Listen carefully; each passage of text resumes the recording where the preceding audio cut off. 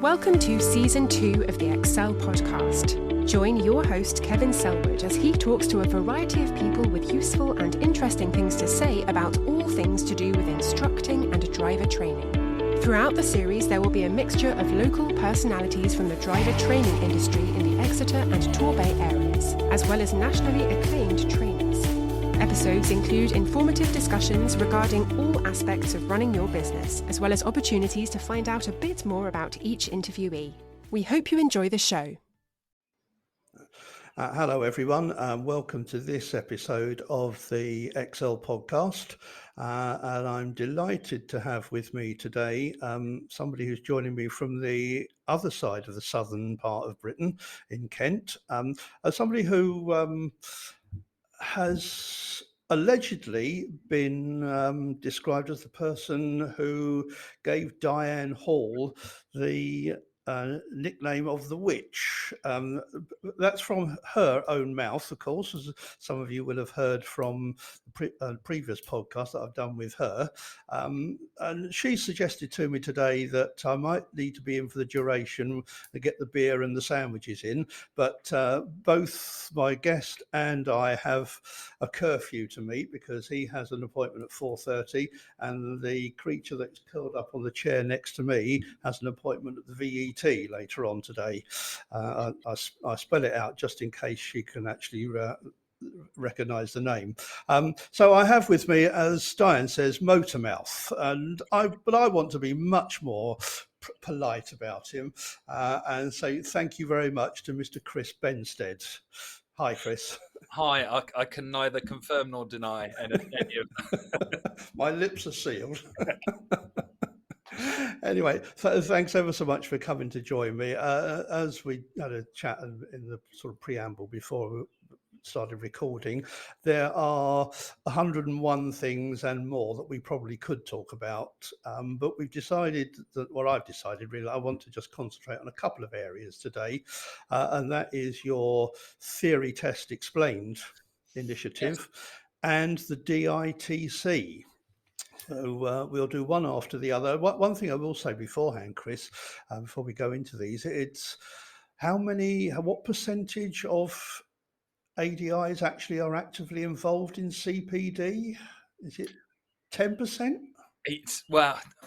I think to do that you have to define the CPD. Well, I was just going to say that myself as well. Yes. Yeah, I hate those stats because actually yes, I know some really quiet instructors that do.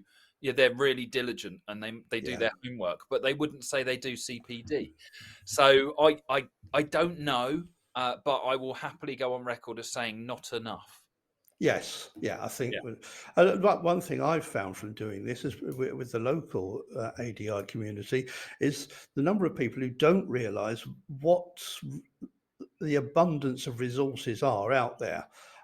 So many of them did not realise how much stuff Bob Bolton has got online, for example.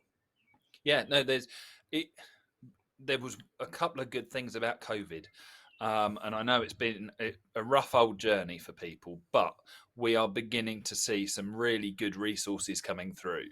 And a lot of those were not written for commercial purposes.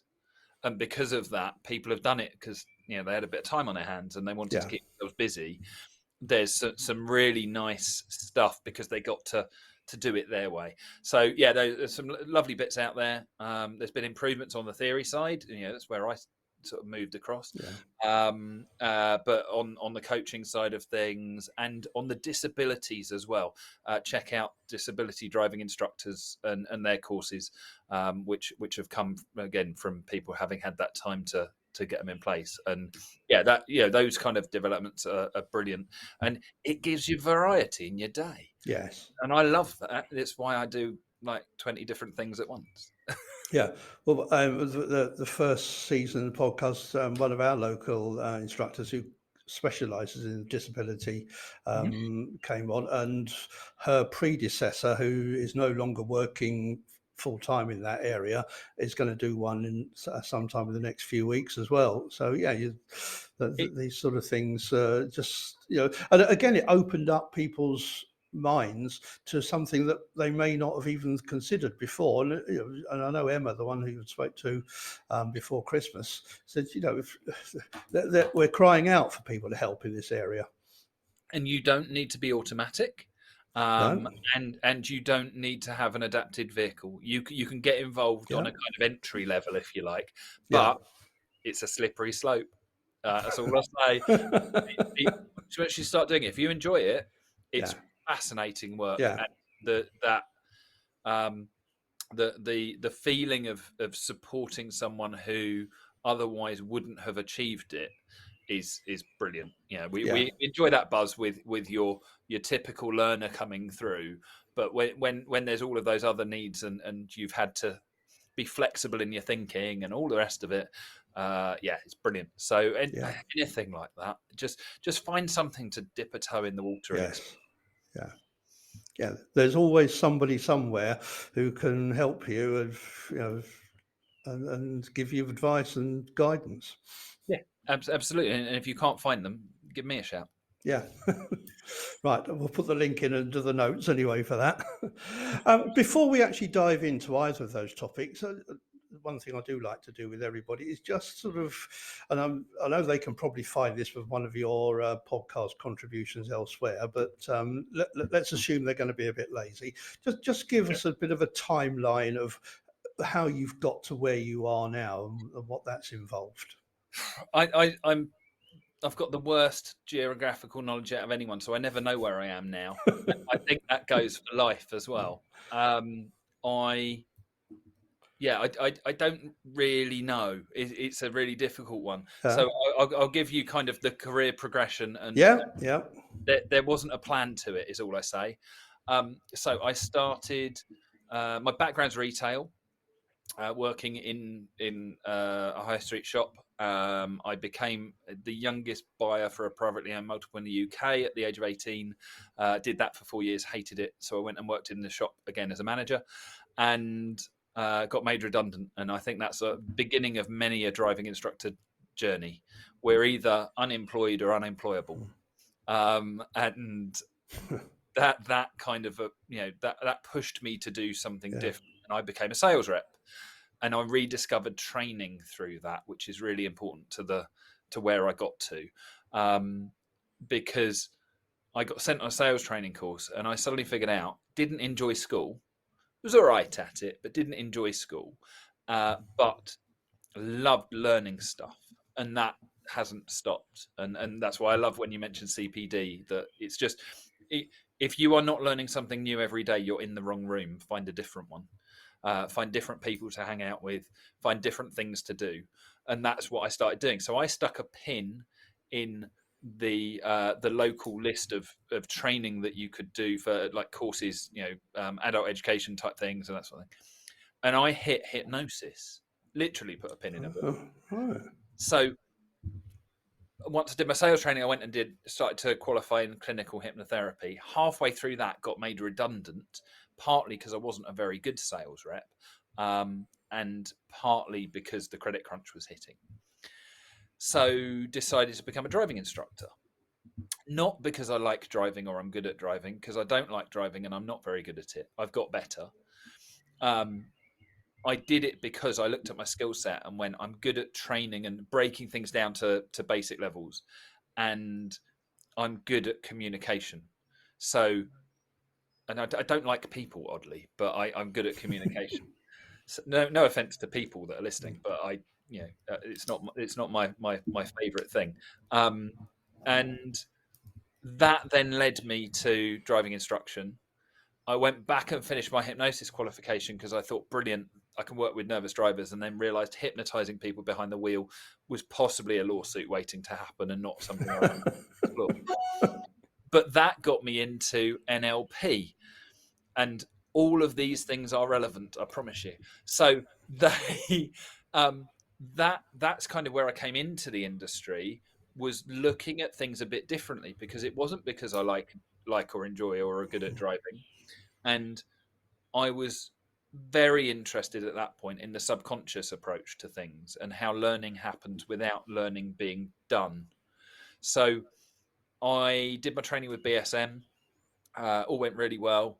The trainer that I got was great because he knew that I was desperate to get qualified because I didn't have a job. So he took me all over the place working with lots of different PDIs, which was great because I got more experience that way. And I did my time with BSM, and then I went independent. Then on a training course, I bumped into Ian Brett, driving instructor with his own company, doing similar to me, and we ended up working together, and that kind of took me through. And during that journey, I got a phone call saying, "Would you like to go on Sky News?" Um, and people often say, "How did you end up on the TV?" I said yes. There were 10 people before me that said no. So Right. never close the door. Yeah. Whether you want to do it or not, that's a choice. Absolutely. Yes. Yeah. It doesn't bother me. I prefer it to talking to human beings. The fact it was live and everything, I wasn't that bothered. Um, Ian left me with a parting comment that's now become the company motto. I'll use the polite version, but I'll let you finish that, of "Don't mess it up," which that's kind of the approach of do your best at what you're doing. And during that time, I started the first Facebook group for driving instructors, so I was starting to get people knowing my name. And I was when I started it, I was a brand new. I don't think I was even an AD. It might have been a PDI when I started it. So other things started coming towards me, and I've had some amazing opportunities to work with DVSA, Highways England, now National Highways. I've worked with lots of the tech type companies, My Drive Time, Go Roadie. I've done, I've met wonderful people, and I've met Diane Hall. I can get my own back. She's great. I know she'll listen to this at some point. But Diane was. I always say she was the first proper book that I bought in the industry. I got the DSA rubbish, which is not how to train people. It's fundamentals of how roads work. Yes, and that she's guilty for a lot from that book. I think it was already there, but it unlocked a lot of things and kind of tapped into that subconscious side of what I do. And at that point, I then started introducing NLP skills to the industry. And NLP, for anyone who doesn't know, is neuro-linguistic programming for short. And it's how different people communicate differently.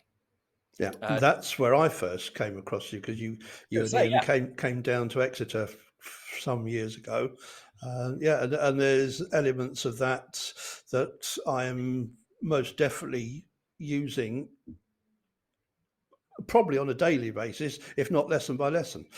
And that's lovely to know, because we're looking at possibly whether it'll work on a Zoom format or something, because traveling's a challenge, and I do the school run, so I'm committed to being around for nine in the morning. So it's not as easy to come down and visit places like yourself. So we're considering whether it's something to revisit, because there's just out of the box skills. I think too often, and this is what puts people off CPD, you need to know a lot to do something.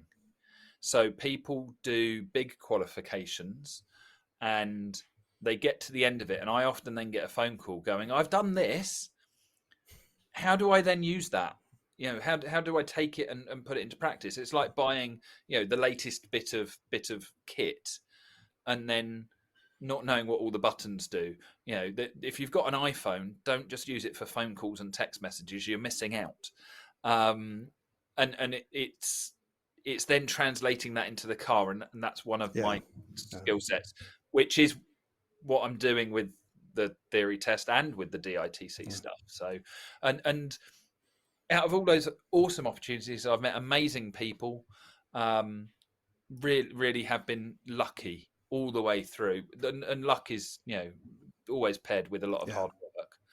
I don't say I don't work hard. I don't need sleep, so I don't tend to. And I like being busy. and exploring things. But I like knowing stuff. Yeah. Um, and as certain individuals have suggested, I've got lots to say. So. That's great, because everybody I've spoken to has contributed something about themselves that is obviously unique. That's a silly thing to say; it's obvious, but has come from a different angles. And people who listen to this can say, well, yeah. Some of them will connect with what you've said. Some of them will connect with what somebody else from where they've come from in their previous existence. Mm. And one thing that you said there about we're always learning. I had a PDI. We only had about an hour available. So on Wednesday, I think it was, I said to Vicky, let's just go and you have a go at trying to get me to Reverse Bay Park. And I've got to say, so she's going to make a great ADI because she really puts the work in. And there was one thing she got about when to get me to turn the car, which worked. And something that, and I said to her, I'm going to try that. Thank you very much. And we've all got, if we close our minds because we think we know it all, then that's the day we should pack up. Yeah, absolutely. And all of my best stuff is stolen from somewhere. Yeah. Even if it's in a form that's totally original, that the inspiration for it has come from something and somewhere. So exposing yourself to more stuff means you get more inspiration, and that's what it's all about. Yeah. And Bob Morton virtually said the same thing, that most of his stuff he's nabbed from somebody else. You put it in your own spin. Yeah. What I hate, and I don't mean this as a criticism of anyone that does it, but I always feel they're limiting themselves. Yeah. Is when people are repeating what they've learnt to teach other people. Yeah. Because it's so much better when you do it in your own style. Yes. Don't try and be someone else. Be you. And figure out how to be you. And if you don't know how, that's the first learning to do. Figure out what feels comfortable, because otherwise it's not as good. It's you will be so much better when you do it your way, and it will suit a standards check, because it's the question I get asked the most. Is can I do that on a standards check? Yeah. Yes. Absolutely. As long as the structure's right, the rest of it doesn't matter. It's not how we get there; it's the fact that we do. Yeah. So, absolutely. Anyway, let's get on to what we were originally going to talk about. Let's start then with theory, test, explained. So where did all this come from, the rationale for setting this up and taking yourself in this direction? We're rubbish at the theory. We're really, really bad as an industry. We perpetuate it because, talking very generally, PDIs go and do the part one on their own, and they do it via revising what they haven't learnt yet, and the understanding, the why, isn't relevant as long as you can answer the question. And therefore they go and teach rubbish, as well as having done it in a rubbish way, because they haven't got the understanding. And it's only if they get asked a question and go, well, I don't know, that they'll then discover it. And we could do it so much better. But so we perpetuate it through the ADI qualification process, which is generally pathetic anyway. And that's not aimed at anybody who's doing it, because you all work incredibly hard at it, and it doesn't make it easy, but it just makes it a poor process. And we could do so much more. I don't think we should turn it into a Norwegian university qualification, but I do think structure and having best practice would be amazing. But it's not there yet. The same thing then happens with learners. They just use the app, and then, because that doesn't necessarily work, instructors then say, well, it's because you're not reading the highway code. And I don't sleep very well. I have a copy of the highway code on hand for when that happens, and it normally sorts me out. It doesn't teach you the understanding. So I used to teach theory. when I was out on the road doing the proper job, as all of my instructors tell me I'm not doing now, because I'm now a driving instructor without a car. I used to go, we'd do a 2-hour lesson, half-hour drive to a random McDonald's or Costa, make use of the free Wi-Fi, do an hour's worth of theory, and then drive home again, which was all very nice because I was being paid by full whack for that lesson, and they were benefiting from the theory. But it was very much revision question based, and then when they struggled, I would teach. So I was teaching, but I was basing it on the revision questions. Yeah. COVID happened. My car, I was incredibly lucky. My car lease, I paid one payment and then it went back. It went back without a catalytic converter because someone has stolen it. Lovely. But it went back. So I didn't have a car. And I don't think if that hadn't happened, I probably wouldn't be doing the theory in the way that I'm doing it now. I decided I'd quite liked not having to pay out for the car every month. And that I was really good, not at the theory. I know my stuff. I was really good at spotting the patterns in people's challenges with the learning, and that's where it is, and that's what's the bit that's needed. And then I was really good at working with pupils with additional needs in their own way, and doing that on a screen. And and I quite like the tech side, which is nice because I do it on Zoom. So I'm working with people from.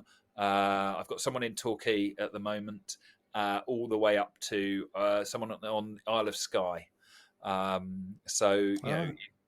have to tune into accent. That's the biggest challenge. The funniest one is a chap up north. His mum's got quite an African accent. His is a Scottish-esque version. They appreciated that they could understand me. And I'm having to tune in to voices and things. That's the biggest challenge of my day, and I absolutely love it. That and getting exercise. As instructors, we sit around all day. Yeah. Now I'm doing that to a different level. But yeah, so I started doing it. I'm still learning every day. I learn stuff or a new way of dealing with things, or perception of pupils. They'll suddenly say something and it'll fall into place of why people get it wrong. Yeah. And I'm working with driving instructors all over who are very kindly referring me, because that's where I get my work from, which is why I haven't done it under my driving school brand. I've done it under Theory Test Explained, because then I can work in conjunction with some amazing instructors all over the country. Yeah. I'll just pick up on your catalytic converter comment. It's annoying when that happens, isn't it? But just to show, I did a little bit of research beforehand, because on the Theory Test Explained site, you've got the reasons for failing, and one of them is that not understanding, for example, technical language. Yes. And you've put on there that somebody didn't understand catalytic converter. I had a similar thing when I was doing some with a young lad some years ago. He didn't understand the term contraflow, nor did his mother. We're in his kitchen, and his mother didn't. Well, I don't know what that is. I said, well, you could say to them, why didn't you go and Google it or something? But who does that? But it is an issue, isn't it? This sort of thing. If you don't know, you don't know. It's the same as any industry. If you're going for an interview, learn the industry language. Yeah. Because you will appear to know what you're talking about, even if you don't. So whenever I'm dealing with tree surgeons, if I do a bit of fleet stuff on that side, then they call everything a truck. It's always it doesn't matter if it's a car, van, or lorry. It's a truck. And if they're talking to another tree surgeon who doesn't call it a truck, they're not a tree surgeon. So the technical language is so important, and we do it with other instructors. It's got a little bit out of date now because of the turning in the road not being on the test, but the turning in the road being a turning in the road, not a 3-point turn. And the other one, again, I don't hear it as much, but door mirrors versus wing mirrors, because they're not on the wing. that used to be the measure of whether you were a driving instructor or not. Yeah. Say wing mirror in a room of driving instructors, and there was this sucking through the teeth going on. But it's technical language. To cover catalytic converter, because when it came off of or was stolen off of my car, it was probably 4-year-old wanted to know why the car was making loud noises, and I explained, and he said, "Oh, it's a fart filter for the car." Then, so that's how I teach, just to let you know the theory. And it's a cat with wind issues, and that's how people remember it. Yeah. And it's about making it memorable. It's talking their language, isn't it?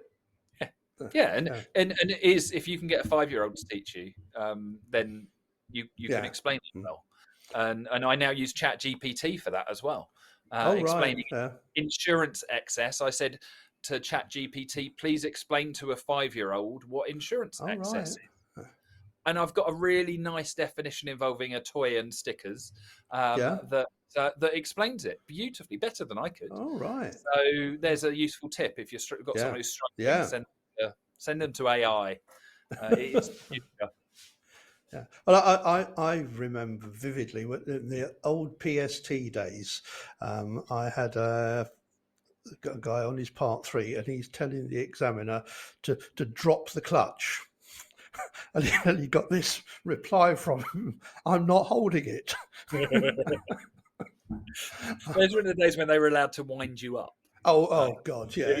They used to wind me up sitting in the back of the. I've never heard anybody say that. For what a bloody! I know what you're trying to do. We have down here in Exeter, the local Mini dealer has a plastic mock-up version of the Mini on the side, stuck to the side of the wall. Yep. And we're sitting at the traffic lights, and the examiner in role play is saying, "I wonder how they got that up on the wall." And I don't know what he's doing. He's trying to make sure that the PDI is getting him to concentrate what he should be doing, rather than playing around about how many cranes they needed to get this bit of plastic up there. But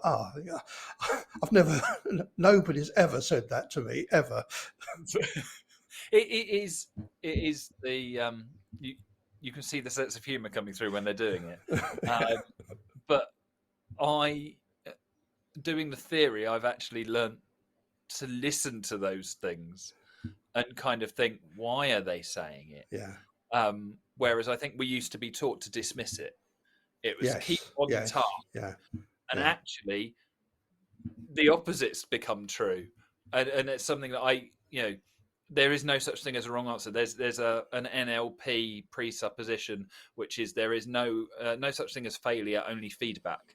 So when they get the question wrong, I explore it, because actually that tells me more. And there was an instructor the other day who said, I think it was a really interesting statement, that by learning via revision using the app and the multiple choice, you're learning 75% of the incorrect information, and you're filling your head with 75% incorrect information, which I kind of thought, that's really interesting. I like that.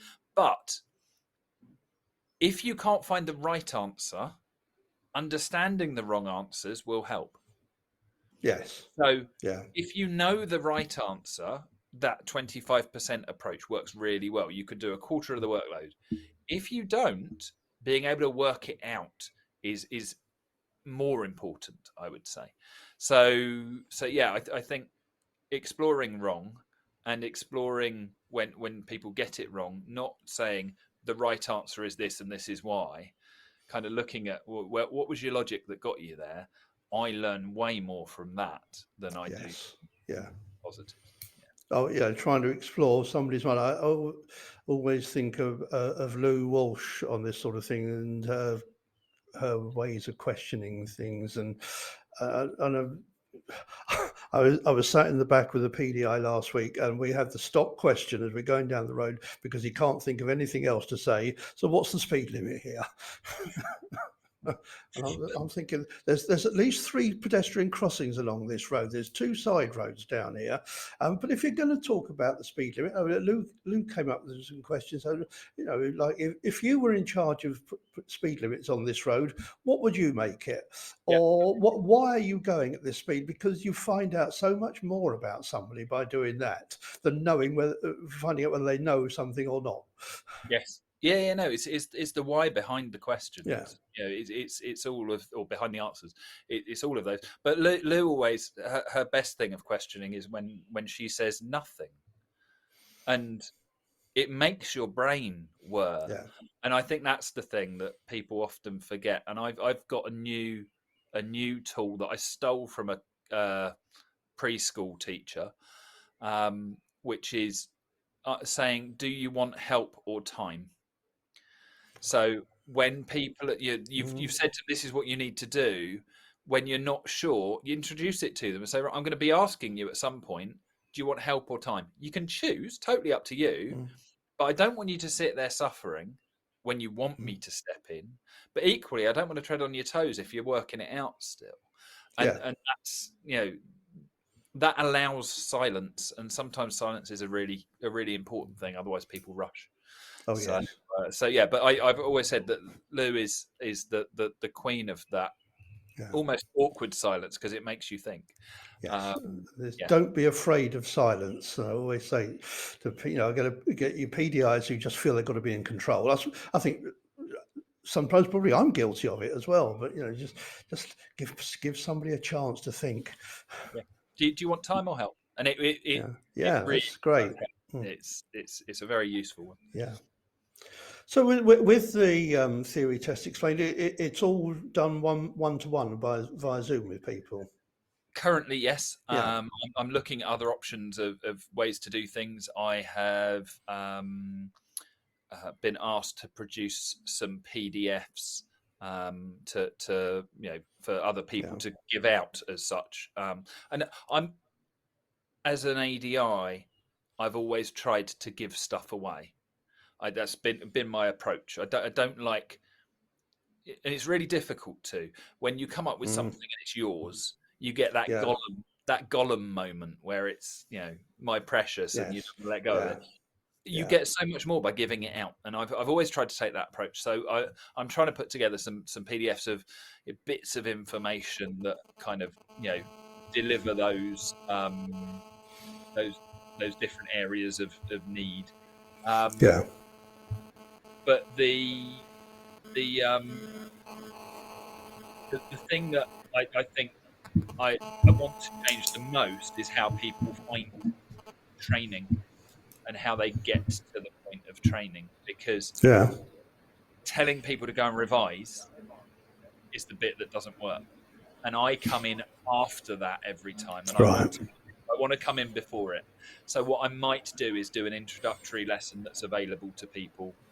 Right. Yeah.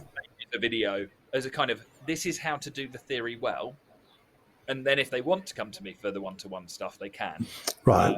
That's something else I would like to do. But at the moment, it's Zoom, it's live, and it's one-to-one. Right. And what I can do on the notes of this is put the link in that for those people who don't know what this is about or didn't know beforehand can find out more and get in touch with them. And if they are ADIs or PDIs, if they get in touch with me first, I will add them to my list of names. Their pupils will get a discount off of the off of the hourly rate that I charge. So as a thank you to them for referring me. So get in touch, and I've got a lovely little advert they can send out when people say what's it about. That good. That will then push them in the right direction, hopefully. And I'm happy to have a chat. People haven't got to get in touch because they want to pay me money. They can get in touch because they've got a question. And that's the way that I work. Great. Right. That's superb. Let's move on then to the Driving Instructor and Trainers Collective, which is something that I feel needs I've not really pushed enough down here. And when I look delve into what's available there is so much available to people for a pittance of a payment each month. We can charge more if you want. I've just spoken to somebody. We're trying to find somebody for one of our PDIs for some free lessons. So because she's only just starting, and I said to this girl, well, once she's goes on a trainee license, the price will go up. It'll be and I jokingly, I'm saying it'll be £100 an hour. I was stupid enough to say I'm only joking, just as she said, "Oh, that's okay." There's lessons to be learned there. What is a normal price nowadays? But no, the DITC, my best shorthand for it, I haven't yet beaten, is that it is the signposting platform for the industry, because that's what we want. We don't want to be an association. We end up being a pseudo association at times, because we're putting information out there and DVSA are listening to us at times. So, I'm happy doing that, but it's not our purpose. Our purpose is that as an ADI, it's really hard to find, or PDI, or pre-PDI, it's even worse, good information. You either get the person who's got the biggest sales voice, and that's not always, if ever, the best, or you get the DVSA lowest common denominator facts of how you go through the process. So that, what I mean is, if you went to gov.uk, read the website, and then went and took the part 1, part 2, part 3 without any training, it doesn't tell you what's involved in the process. It just says the minimum standard you've got to reach. And as we've said, there's amazing stuff out there. What we want to do is help people engage with it. Sadly, Ian and I are both working driving instructors, amongst other things that we do, of the inside and outside the industry. So there's only so much time. What I want, my personal goal, I want 1,000 members for the DITC, because then I can give up a large proportion of the other stuff I do, and make driving instructors' lives better. And I can change the world if I get that freedom. Genuinely believe I can, because so much of it is held back with trying to find time. And it will still be a problem. It's not going to be a massive solution, but I genuinely think that there are things that we can do to join dots and bring things together. So at the moment, while we try to get as much online, if you need something, you get in touch, and we've probably got it, or we know who has. So that becomes time heavy as well. But it is £6 a month. On that, for that £6, anyone who has passed their part 1 onwards, PDI after part 1 to part 2, part 3, or ADI, qualifies as a professional learner, and therefore can get a student card and student discount. Now, that's worth £6 a month in its own right if you use it well. Don't go to Pizza Express, spend 120 quid on a meal, and forget to use the I'm not admitting that I did, but I was kicking myself after. I think I would have halved the bill. There was an offer on, and I totally forgot. That was a once in a blue moon thing, and I'm very annoyed. But it took me a year of negotiating to get that student discount. And they have recognised that as an ADI, you reflect back on your lesson, you continuously try to improve what you do, and you adapt how you teach. That makes us a professional student. And so it's absolutely legitimate. People have been worried that it's dodgy. It really isn't. And I said I'm not good at sales, but I'm quite good at negotiating. I'm also really stubborn. They said yes because they couldn't say no anymore. So the student card is massive. There is the benefits on specialist ADI advice on mortgages, because Ian Brett is a qualified mortgage advisor. and there's business coaching for driving instructors with myself. There's other benefits in there as well. Yeah, I've looked at it, and one of the things when you're training that you just don't get at all is the business side of running things. Yeah, absolutely. And I am one of my other hats is I do business. I'm a business coach of a sort, and I do business coaching with one of the top 50 accountants, female accountants in the world. Is one of my clients. I work with travel agents. I was with a health coach yesterday, improving her business. So I do that sort of thing outside of the industry, but I started doing it with instructors in the industry who wanted to go independent or wanted to grow a driving school and look at the options there. So DITC members get discount on that and various other things. We're getting more and more affiliations with different companies and benefits with different companies, including NLP training, and we're looking to grow that. And what we really want to do is grow a better community, linking in with people like insurance companies or app providers who we can engage with better as instructors, so we get a better product. Because actually, I'm yet to find a good insurance product for driving instructors. There's always a thing missing, or it works for them, not us. And the big one for me, if you claim on your insurance that we get paid our lost hours on our hourly rate, not on profit, based on an average across a year, because we got to pay for that car. That is our loss, and we shouldn't face a loss when we're dealing with insurance. So there's a couple of companies that we're talking to. It takes time. We're not going to change the DVSA. We're happy to do them, but we're not going to change them. So let's make the world a better place ourselves. Leave them the minimum standard, and we'll deal with the maximum. Yeah. Great. And I'm just looking at the moment, the wealth of information there is in the PDI section as well, and all coming from a different point of view. So we use Lou and Blaine's Go Green material to support ours. So that's a revolution compared to some of the stuff we used before. But I look through what you've got there, and so for the amount it's going to cost somebody, that there's information there and ways of looking at things again, which is different and will work for some people better than another method. It's the tone in which it's delivered, I think, is often the difference.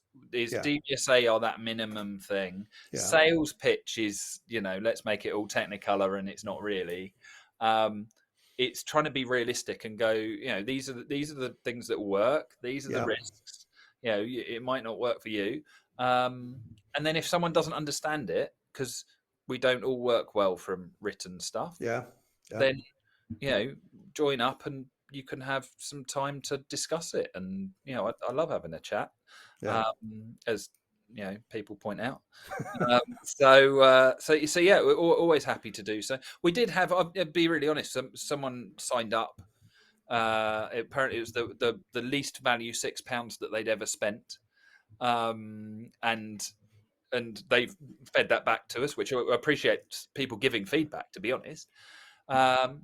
Gave them a call, and they totally changed their mind because what they hadn't found what they were looking for, because they weren't looking for what they needed. So sometimes it is about, and this is what we want to represent, is drop us a line, pick up the phone, because there's so much more to it than is there. But you've got to start at the surface. You've got to work your way through. So if anyone has a question, I just keep saying to people, some people, and actually Blaine Wolf said this, they think it's weird when you answer the phone, just because your name's kind of got out there, recognized, because you've got a big gob on a stick, and you're happy to go and talk on stuff.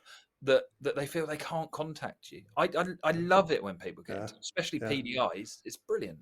Yeah. So Oh, yeah, do it. Get in right. touch. Well, so I shall certainly be pushing that in this, and it's something that I think the more that we can get the word out there, that all this fantastic stuff that you're putting out, the better for us and for you financially, obviously.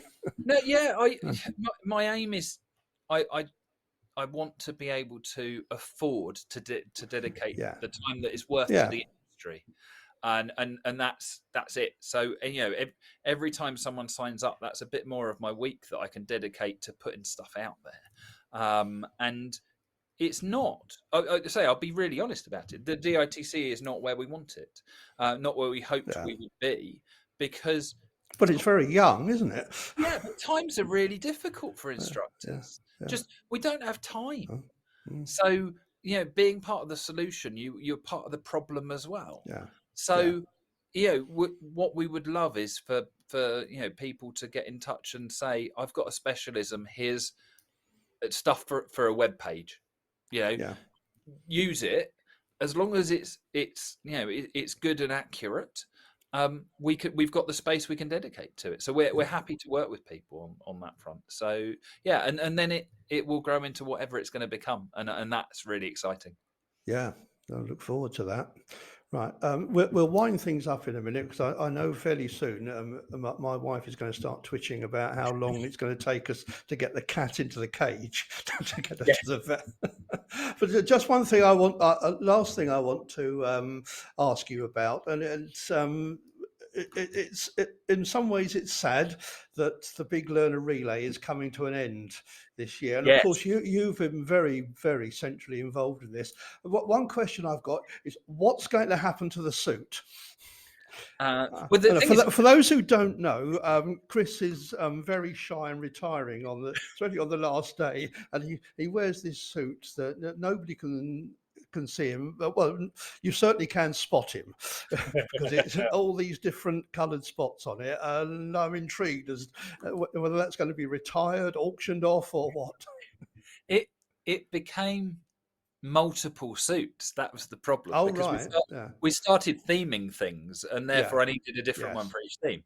So I have an amazing collection. What's really depressing, and possibly oversharing, is some of them don't fit as well as they used to. So every year it's kind of a reminder of I've either lost or gained weight. But it was the first party, so it was the second year, and it was smart with a hint of spot, and I believe I got slightly misled into it being spot with a hint of smart. So it's become an iconic part of the relay, Oh, which yeah. Yes. is lovely. I really value being part of that. Yeah. And Lou never takes the credit. She says it's a group activity, but it wouldn't be the relay without her. No. She's been amazing, and what she's managed to achieve, and I mean just she's managed to achieve it, is incredible. And then magnifying that with the team around her, the instructors that have got on board, and the PDIs that think it's normal. Yeah. Because there was nothing like it. It is No. a massive credit to the industry Yes. as to what we can achieve when we put our minds to it. Yeah. So if that momentum is going to go anywhere, if there isn't something following the relay, don't know. If something else doesn't happen, if we can put that momentum into the DITC, and we've helped children in need and inadvertently benefited our industry. Let's focus on our industry for a bit. I will happily harness some of that and push it in our direction.